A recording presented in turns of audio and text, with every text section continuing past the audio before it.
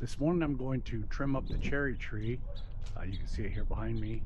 I'm not very good at pruning stuff, and it might be a little late, so this might be the last verification that this cherry tree is alive. We'll see how it goes. Wish me luck.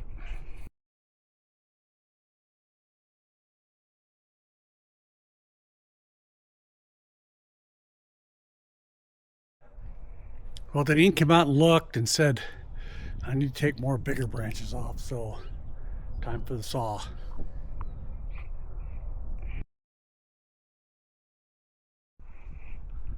Well, I took off a lot of the larger ones, tried to shape it a little bit.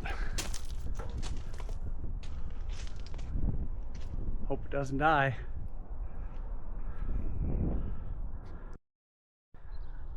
Well, I know this is nothing like a lot of my videos, but it kind of has to do with food. It's a cherry tree.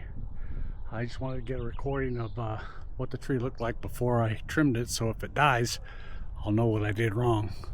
If you like videos like this of travel, food reviews, and general places that we like to go to, please subscribe, hit the like button, and see you on the road.